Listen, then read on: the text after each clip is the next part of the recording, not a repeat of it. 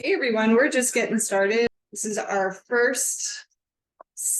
my first CSA chef demo of the CSA season. So it's nice to get back in the game, remember exactly what I'm supposed to be doing. My name is Vanessa Oliver, and I'm one of the registered dietitians with UKHR Health and Wellness, and I'm co-hosting today with the fabulous Chef T of the Food Connection here at UK. We're going to be bringing a grand total of 4 recipes to you today. So knock on wood. So we're pretty excited about that. We're going to looking at breakfast tacos a couple different ways, and new potato salad, some beautiful veggie tarts. We'll leave room for a Q&A. And just a reminder, this event is being recorded, so we're going to ask everyone stay muted for the duration of the presentation. But the good thing about recording is we'll be able to send it to you after the event. So if anyone does have questions during the presentation, then we'll just ask you to put those in the chat. We've got Katie and Natalie from Kentucky Farm Share Coalition monitoring that chat, so we'll be able to get to your questions as you put them in there. Let's see, next slide. This presentation is part of an offering from the Health and Wellness CSA voucher program. So a lot of you are probably here because of that. If you are, go on and put your name and farm that you're working with in the chat for us, so we have an idea of who's here. And even if you're not working with the CSA or have a farm share, go on and put your name in the chat. All of you can let us know what your favorite spring vegetable is in the chat, and you're going to be seeing quite a lot of them today. We've got vegetables all over the kitchen. So I mentioned that CSA voucher program. We are in the 8th year, it's hard to believe, of offering CSA vouchers to UK employees and retirees on a health plan. This program started in 2016 with a pilot study of 200 people and 5 partner farms. And now we have, as of this year, more than 700 employees and retirees using a CSA voucher toward the purchase of a CSA share from one of our 11 partner farms who are taking part in the program. So it's very exciting. We have a lot of resources to offer voucher users. You'll be able to explore nutrition tips, strategies for use and storage, as well as links to recipes on the UK Health and Wellness CSA blog. Natalie and Katie will be dropping links in the chat to access these resources. You can also join the private UK employees with the CSA Facebook group. It's a lively bunch with people sharing ideas in the chat and how to use their CSA vegetables. I'll also share resources, and you'll get the first drop to know when new blog posts are online. You can also follow us on social media on Facebook at Eat Well Dietitians, or you can follow the Food Connection at UK Food Connect. And there's also going to be a link to our CSA voucher program website in case you want to bookmark that for next year. We're planning to offer the program again, and that voucher program will open back up in January of 2024. So we're going to get started. I'm going to go first, see how that goes. But we're going to veg up summer meals today. I'm going to start with breakfast. A lot of folks do ask me how to get vegetables into their meals when I have one-on-one consults with them as a dietitian, which, by the way, is a service available to employees, retirees, and their respective spouses. And while maybe sometimes people can think of dinner, they can think of lunch, maybe they might be struggling with how to get veggies in at breakfast. And who doesn't love a taco? So that's what I'm going to work with today. I'm going to do 2 of them. One of them is going to be using our favorite kohlrabi. So you can see this platter of kohlrabi here. I've got a couple of different colors. I've got purple and green, and I just put them both there because they're really both interchangeable. It's just purple and one is just green. You may receive them in your CSA share with the leaves intact. If you do, just simply snap off the leaves and store them separately in the refrigerator. You can put them each in plastic bags. The leaves are edible. It's going to be like a collard green. And you can cook them with other greens. If you get greens on your other vegetables, like beet greens, collard greens, kohlrabi greens, they're delicious.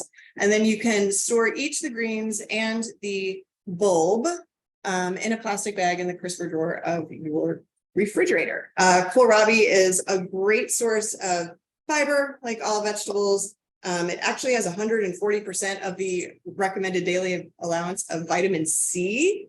So that's pretty amazing, 140%. It's a great source of potassium as well as folate. And you can eat kohlrabi raw or cooked. You're just going to want to peel it first. The peel can be a little bit tough.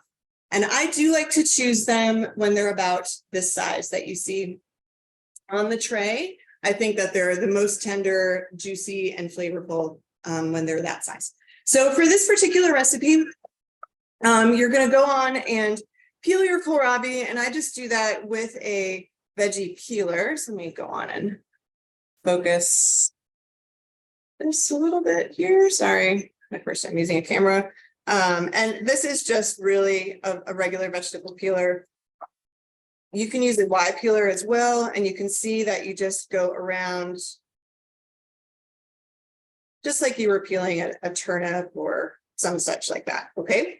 And then with this recipe, and we will be sending out the recipes to you all, you would go on and grate this kohlrabi over a strainer into a bowl. And the reason why I'm using a bowl is because since they're so young and fresh, you are going to get a little bit of water coming out of that kohlrabi, and you don't want that water in your taco.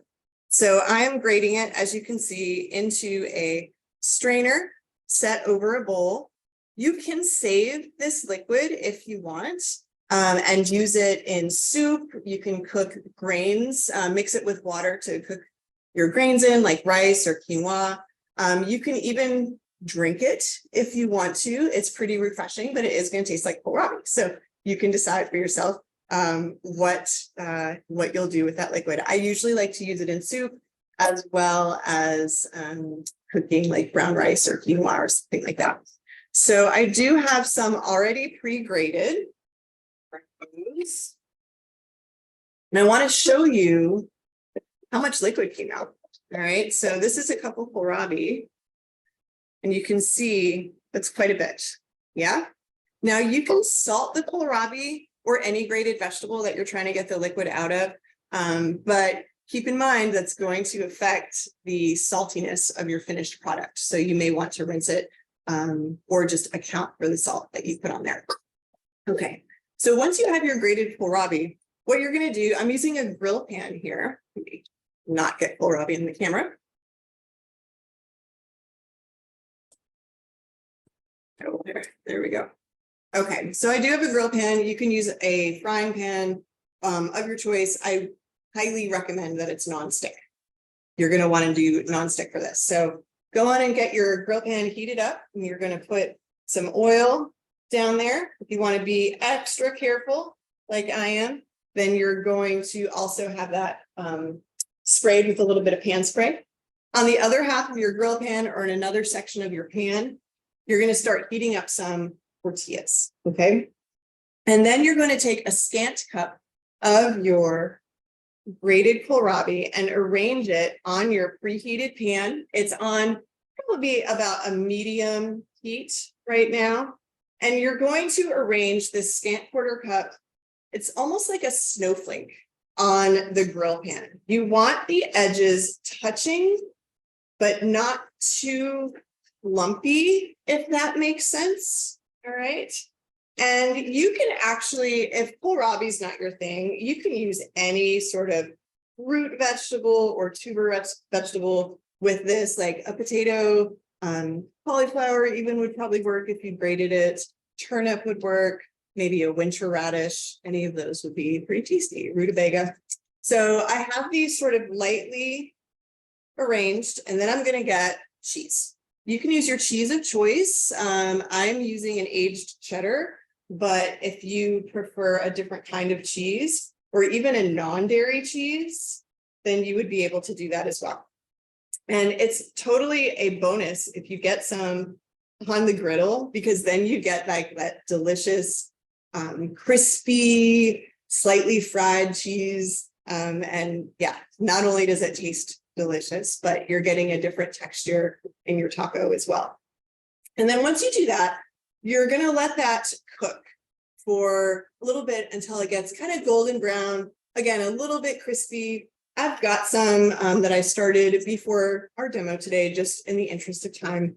And I'm going to go on and crack an egg. So if anyone ate like toad in a hole, or actually tell me in the chat what you called it growing up, because I did not call it toad in a hole growing up. What did you call it, Tanya? It was toad. Yeah. Okay.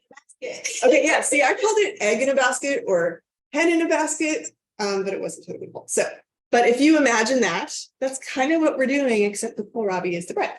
So I'm going to crack this egg in the middle of my little pile of kohlrabi. And sort of go on and turn up the heat just a little bit.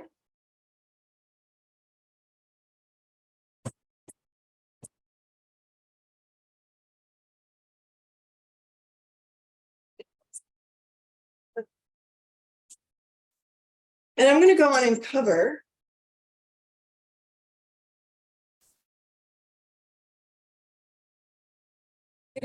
the egg using some bowls here. And what you're doing is really just creating a little bit of steam. And that's going to help the egg cook a little bit more quickly.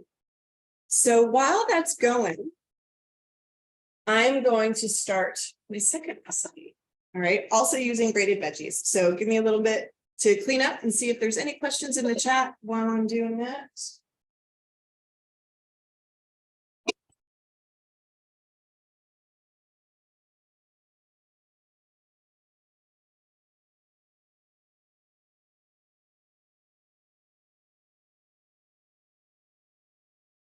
Egg in a frame.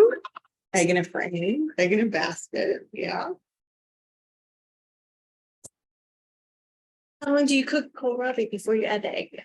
So it depends on your cooking surface, but you want it to get kind of golden brown. You want your cheese to melt and start to get that crispy frico. So it's really, I don't know, probably about a couple of minutes. Okay. Depends on your cooking surface, depends on the weather, depends on all kinds of things. Also, the amount of liquid that is in your kohlrabi could also affect how quickly it's going to get crisp. So that's why it's a good idea to grate any kind of vegetable that you're going to be doing this type of dish with. Give yourself at least maybe 15 minutes to let some of that liquid drain out. And then when you're ready to use it, you can give it another squeeze, either with your hands, or you can either even squeeze it in like a clean dish towel, cheesecloth if you have some around, but that's going to give you a better product.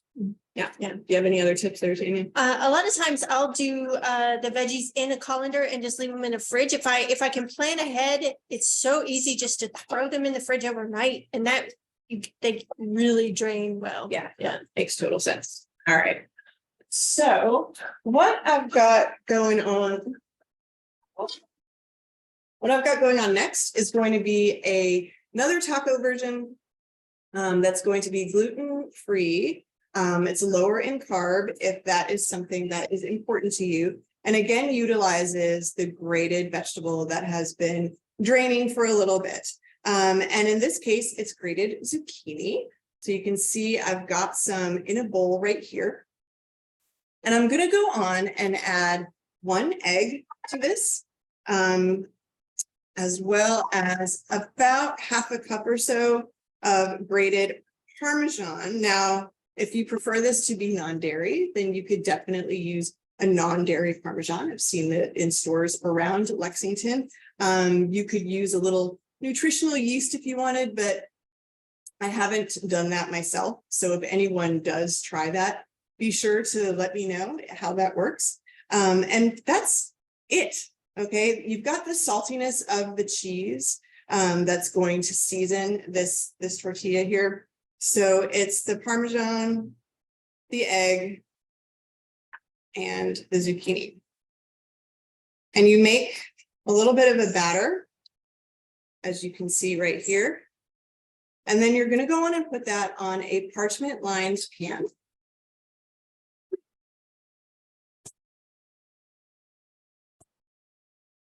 In 1/4 cup measures. So I've got a 1/4 cup here. Space them out. Make like a little bit of a pile. Let's do a couple. And then you can use spatula or an offset spatula like I've got here to spread them out into kind of a tortilla size thin circle. And I did mention this is a parchment lined pan. And you can go on and spray it again, just to be careful. So let me go on and check on my eggs.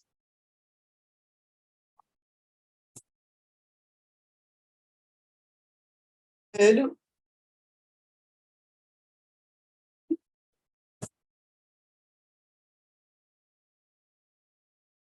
And I've got my tortillas here that I had kind of warmed up. Now I'm going to go on and put that right in my tortillas.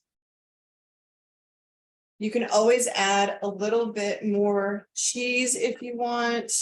You can add a little bit. I've got some Elmwood salsa. Elmwood is one of our partner farms with the CSA voucher program. This way you're getting 12 grams of protein. I'm using a corn tortilla, so I'm getting a whole grain in there. I picked some cilantro from my garden this morning before I came into campus. I'm going to put a little bit of that on there. And then this is a really easy, portable way to get a little bit of veggies and protein in your breakfast. So, really steaks. Don't forget that. I will be eating for lunch. Then you can see too, that's what your tortillas are going to look like. You put them in the oven at about 450. And they're going to take about 10 minutes. Again, you want them to be that kind of golden brown. And then once you have these tortillas ready, these I made a little bit earlier, but you can see they're pliable. You can fill them with scrambled eggs. You could spread chickpea hummus or a beet hummus and make a veggie wrap out of these. Or you could do whatever your favorite breakfast taco filling might be. These also freeze very well. Puts them flat in a Ziploc bag. So far I've had mine in the freezer for about a month and they taste really good. So this would be something that you could make ahead of time if you do meal prep, and you would be able to cook scrambled eggs either in a skillet or in the microwave and have a quick breakfast ready to go. So that is my idea for breakfast tacos, 2 ways. I'm going to go on and turn this over to Tanya once I clear the space for her. And I can answer any questions that you might have as well. Dan Stone says that Elmwood salsa is great, both spicy and slightly sweet. They give it as gifts to non-Kentucky people. So what a wonderful gift to receive. And Karen says that the kohlrabi taco looks so good. Mm-hmm. It's tasty. And she adds a little miso along with the nutritional yeast instead of cheese to keep it vegan. Which is a great idea. It's really cool. I love miso. And the really nice thing about miso is it will stay good forever. Like it will outlive me, the miso in my refrigerator. Probably the one I use the most is a barley miso. What do you use the most? Oh, I like all of them. I love the I like a variety. I like the red. The red is it's got some to it. And so the red is probably my favorite. And the white miso also is good. Use it for baking. Yes. Like in chocolate cookies. And that's rice. Yes. Yeah. Quick question, Vanessa. We had something come through about how long to cook the egg on the when you're cooking the egg with the kohlrabi. I know you had it under that's your preference, right? So people like their eggs cooked all different ways. You could do probably Probably the best way for this would be sort of a sunny side style, but since you're covering it with the bowl, it is going to create that steam. So the yolk is going to cook as well. So just until your preference. If you don't care for an intact yolk, you could probably try kind of squidging the egg around a little bit while it's on top of that kohlrabi patty. But again, I did not try that. If you do, let me know if that works. And that might be better to your preference. Yeah. So I hope that. Lisa says she's got to try it. So, Oh, excellent. All right. Well, let me get out of Tammy's time.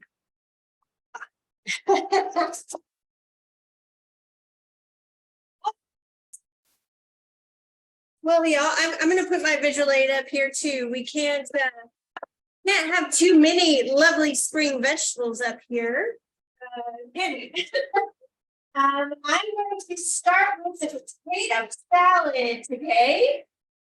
Katie and Natalie are wonderful about putting all our recipes together. So I've got the new potato kit up first. Got to get my potatoes. Oh, right. I mean, I need to get my vinaigrette kit. One or the other, huh?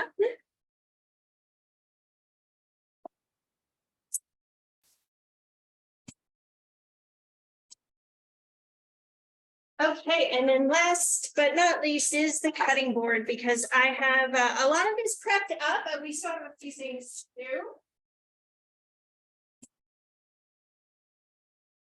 All right. So this is a base. I love to do base recipes. I think if you've stayed with us or been with one of our virtual demos before, you know how much I love something that you can use growing season. This is no different, other than you won't have new potatoes all season. You could do this with sweet potatoes. You could do it with a mix of both or any of your favorite starchy veggies.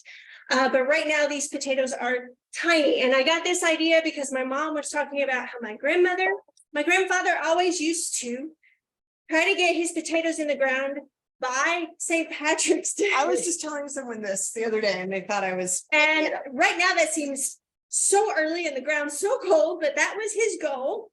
And then my grandmother would dig them when they were about marble size. When she had what she called a mess of peas. A mess was just enough for a meal. I don't know if anybody else uses that colloquialism. But my mom talked about how she would stew these tender little potatoes and then throw the peas in, and how much she loved and recall that memory frequently. So I thought I would do a potato salad. But we're going to use lots more than just some spring peas. Of course, I have some peas up here. If you want to follow along the recipe, I do have some gorgeous and super sweet sugar snap peas from Elmwood Star Farm. I have some lovely beets from Seedleaf Farm. Again, back to Elmwood, we have some gorgeous kale that is a lacinato or a dinosaur kale that I have just lightly sauteed. I just stripped it off the stem and sauteed it with a little fresh garlic from Rough Draft Farm. I have some sliced radishes up here, also from Elmwood, yes. And I'm trying to remember all my farms. I have some fennel and some green onion and some tiny, tiny carrots, also from Seedleaf, and wonderful herbs from Salad Days out in Woodford County. Hello, Salad Days. Maggie out there and her crew, wonderful, beautiful herbs to add some flavor to this. Herbs are a wonderful way to add flavor without salt, fat, sugar, and give you a lot of satisfaction in what you're fixing. So I love to incorporate those. You can use fresh or dried. Just remember, if they are dried, you're going to use about 1/3 to 1/2 of the fresh amount. So I've got my potatoes just quartered or halved up here. I'm not even being too careful about all of that. And then we go in with our sugar snap peas. Now, if these are young and tender, you can probably just tip the ends and throw them in. I did blanch these just a tiny bit. That's up to you. You could also throw them in a saute pan if you wanted to. I sliced the radishes yesterday and threw them in some cold salted water. That does take away some of that harshness of radishes. If you find them a little too hot for your taste, try that. It does get rid of it. If you really want to get rid of some of the heat, then I suggest cooking the radishes. We've talked about this before. I know that seems a strange idea for some folks, but they actually are delicious. They still have a radish flavor, but the worst of that caustic heat is gone. And we have that tiny bulb of fennel with the humongous fronds, like you see right here. You can use the fronds for a lot. We're going to throw some into this salad. I love throwing fennel fronds in salad. It gives that sort of background and meaty taste like we like in basil, only it's a little bit heavier. So we have the fennel in here. We're going to throw those fronds in too. I have these tiny carrots, which you can just slice up or grate or shave with your peeler if you wanted to, but I went ahead and just par roasted a tiny bit so that they have the same consistency that the potatoes do. And then I'm going to throw in, oh, I forgot my beets. Let me grab a glove. Oh, I've got some, but thank you.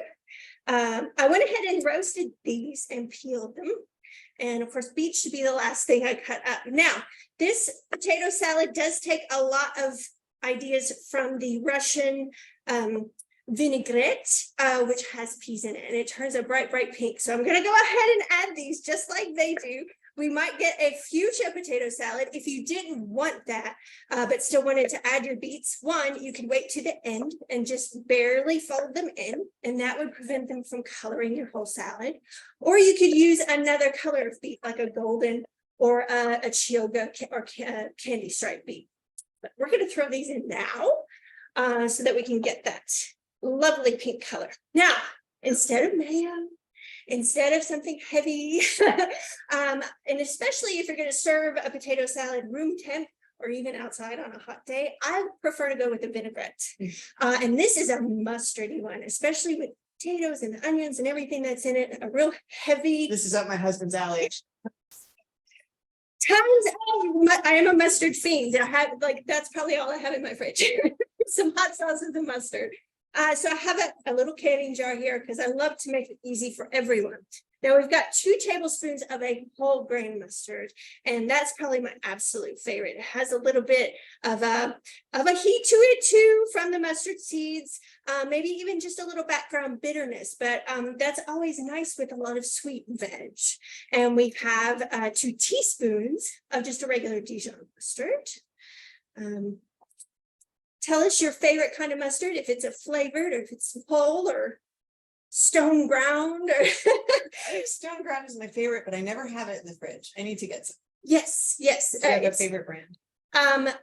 For stone ground, it's the something Hofer. It's a With the red lid. Yes. And then for the whole grain, I love the Mai because it's just big, huge mustard seeds. Yes. Oh, that's so good. This is a little bit of local honey. This actually comes from UK's own South Farm, which is exciting that they're offering honey from their apiary. And I've got some, about 2 tablespoons of apple cider vinegar. This is Madhouse up in Cincinnati. You could almost drink this stuff like a tonic. Gonna 2 tablespoons of that, throwing it in. And we're gonna double that of oil. Okay, so just got a 1/4 cup. And then I'm going to throw in some salt, which I didn't bring with me. Salt right here. And then we put the lid on really well. Kids can help with this if you can trust them with the lid. And then you just give it a shake. And we've done this before. And boom, gorgeous vinaigrette. Tastes so much better than the bottled. I almost forgot this beautiful kale. Let's throw that in. With that, I just thick sliced some of this garlic. I don't know if you can see that. It's delicious, just sauteed up in here. I didn't leave enough room, did I? And just need to, we're going to drizzle on some of the vinaigrette. We don't want to drown all these gorgeous veggies. Yeah, it's tight. Yes, please. We'll keep going. We'll keep trying here.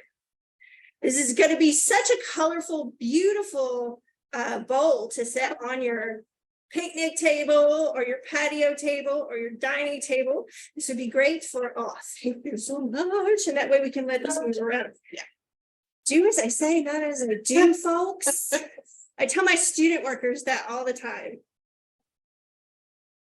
Now we need to move that around.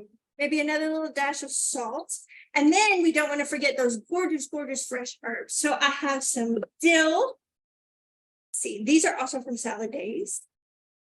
I have some chives. Love the alliums with the potatoes, tons and tons of alliums. We've got some cutting celery, which is it looks kind of like parsley until it gets really big, but it has a really strong celery taste. So I don't have celery in here right now, but it's going to have that flavor. And then I don't want to forget, I went ahead and chopped up some fennel fronds, and we'll drop those in. All right, I think maybe just a tiny bit more of the vinaigrette. To go on that. So yeah, it's turning a little bit pink. Don't be intimidated by that. You could leave the beets out. Again, this is something that you could put stuff in all throughout the season, changing up your starchy base. We'll plate that up in just a second. When I get to this second recipe, right, let me make some room for myself. I do want to hang on to these. Now, it was kind of difficult for me to figure out what veg went in what recipe because I could use them across each other. So if you could say, T, could you use the broccoli in that? Yes, yes, you could have. You can switch these back and forth. No problem whatsoever.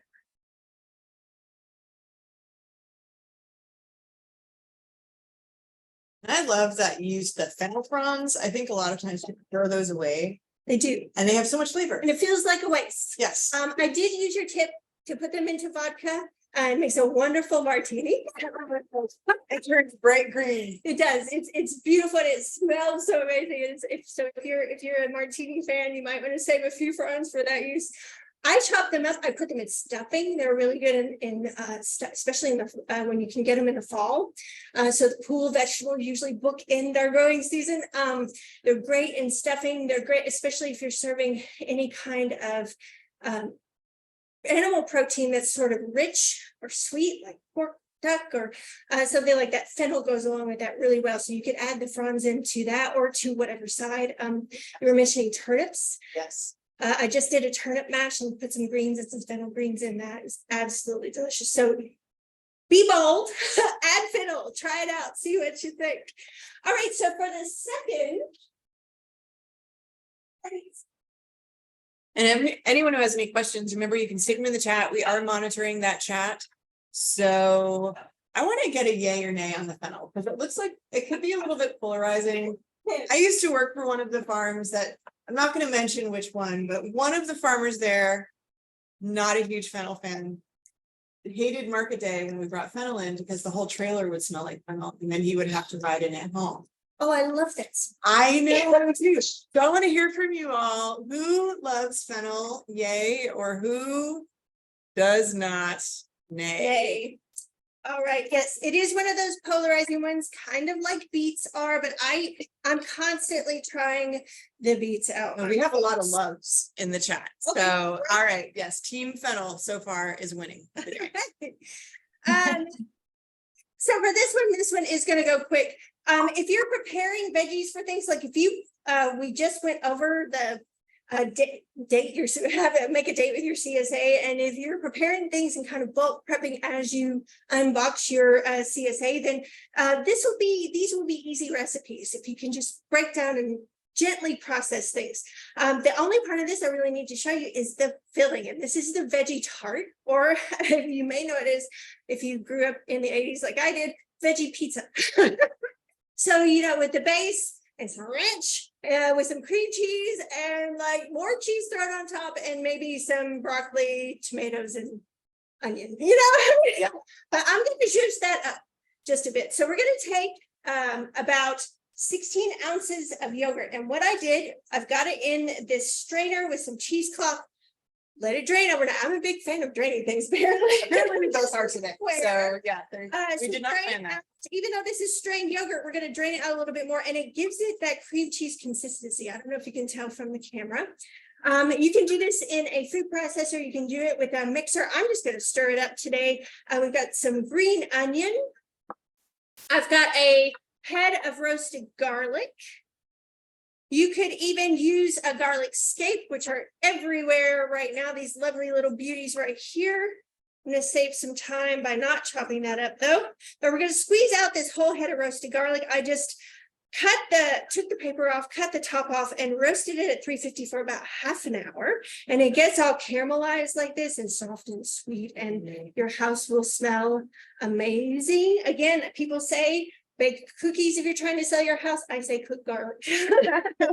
And then all those lovely herbs. Now I've got more sage, again, from Maggie. I'm going to put lots of dill. That helps to give us our sort of ranchy flavor. Plenty of those chives. Let's add in quite a few of those. And again, a little bit of that cutting celery. Now I'm going to add one more element to this that Vanessa actually gave me. And it's something I've been loving using. If you've ever tried preserved lemon, you're going to love this tip. This is actually a puree of that preserved lemon, and it's great to add to salads, especially like bound salads. If you're a fan, I probably should have stuck some in there. I thought you were going to. But I'm going to add a little bit of this. It's just, it's salty. It's got a lemony kick. It's from preserved lemon peels. So it's marvelous. So we're going to put that in there. And again, just a little pinch of salt.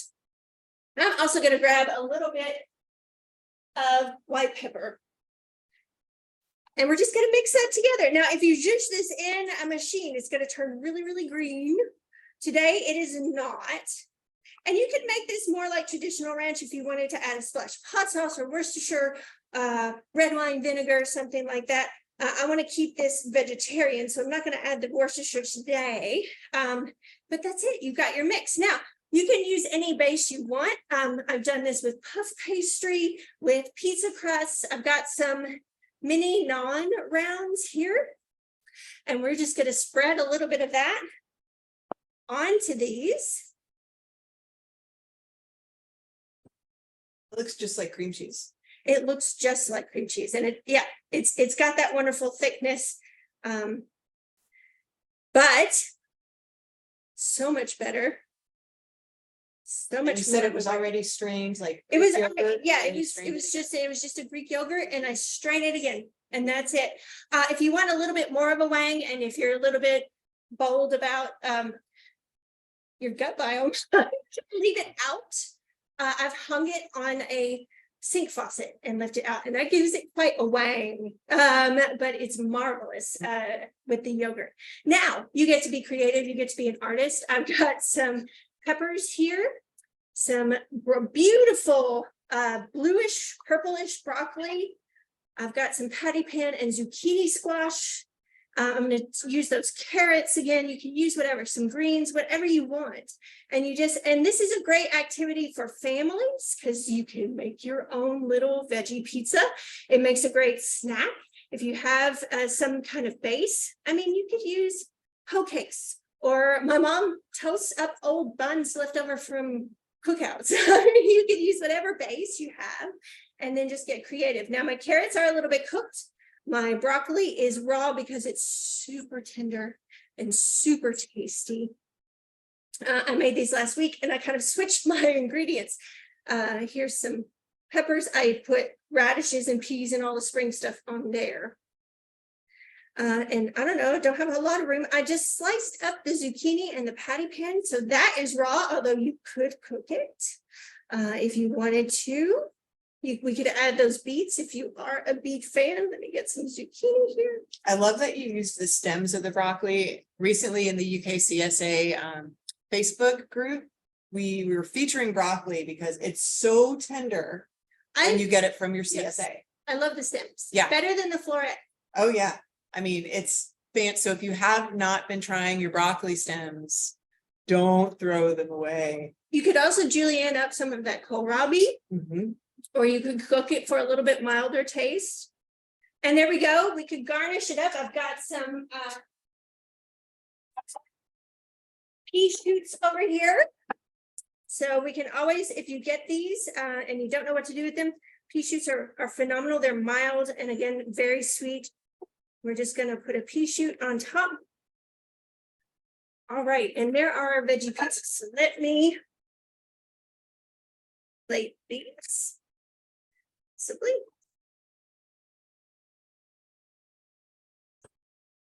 I'll get the potato salad plated.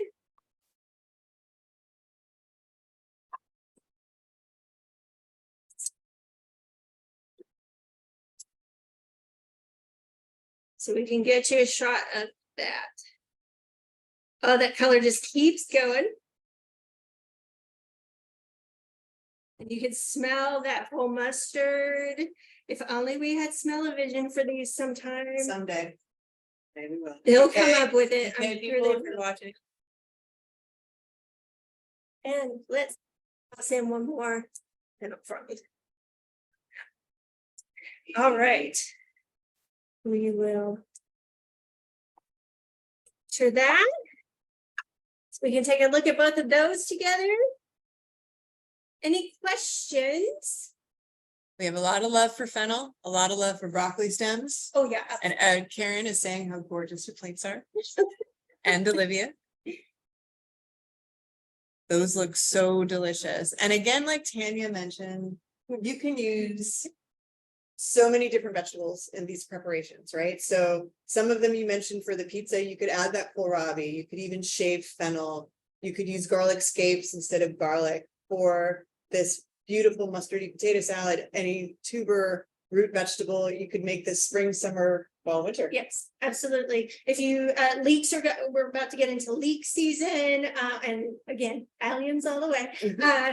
I've done potato salad with just like different kinds of potatoes and different kinds of allium. And that is very satisfying to me with a lot of cracked black pepper. So try your hand at different, this recipe, take it as just a core or a base, and then do your own thing with it. I'm thinking red, white, and blue potato salad for 4th of July. We get some potatoes. Yes. All right, let me check the chat here. We're just about at time. We are wrapping up in a few minutes, as Katie put in the chat. You will be receiving a survey after this presentation, and it's just a quick 2-question survey. And so we ask that you do fill that out, because you will have the chance to win a perfect, lovely CSA cookbook, A to Z of vegetables. It's so handy. I refer to this cookbook all the time. So please do be sure to go on and fill out and send back that survey. And we would really appreciate that.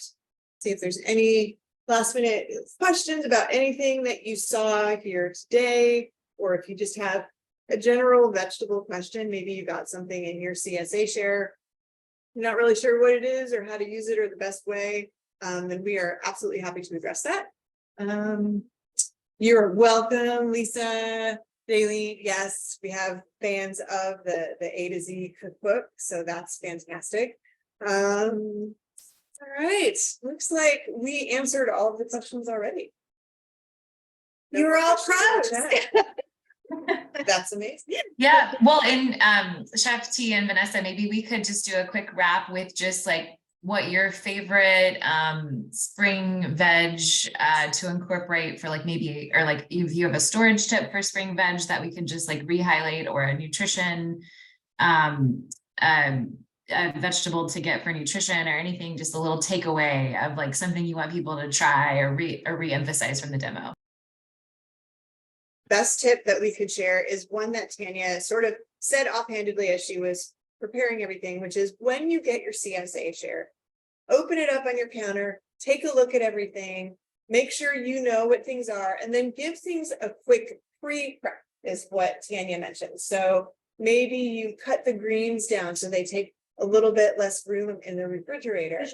Yeah, Tanya will show you. Maybe you go on, and if you know you don't like spicy radishes, maybe you go on and slice them and put them in salted water so you can still get that freshness and that crunch without so much spicy. Maybe you grate your zucchini and your kohlrabi and even give it a little bit of salt to start that draining process.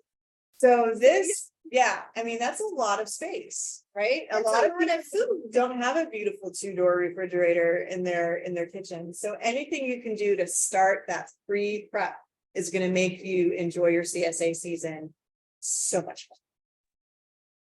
Absolutely. Also, don't forget about dips. I try to do a sort of a lunch or dinner option and a snack. Peas are my favorite. The ones that we have right now are absolutely wonderful. Please take advantage of peas, even if you think you don't like them. This is the season to try. They're so sweet. They're so sweet. But I love like making pea dip. And the little carrots, once you've roasted those up, if you use them in a meal and you have quite a few left over, zhuzh them up with some roasted red onion and a few spices, and you have a lovely like North African carrot dip that's great with crudité. It's great with pita or naan or something like that. Don't get just stuck in vegetables have to be sides. Yeah. And we will be sending out the recipes. I saw a few notes in the chat that people were worried that they weren't taking their notes fast enough. Please don't worry. Everyone who registered for today will receive those recipes. So hope you get to try them out. Awesome. Thank you all so much. We've got lots of love coming through the chat. All right, excellent. So bad. This is always a lot of fun. So we have some coming up monthly. So go on and be sure to join that employee, UK employees with a Facebook, with a CSA Facebook group, and you will be first to know about all of the upcoming events and blog posts. Yep. Thanks, you all. Thanks.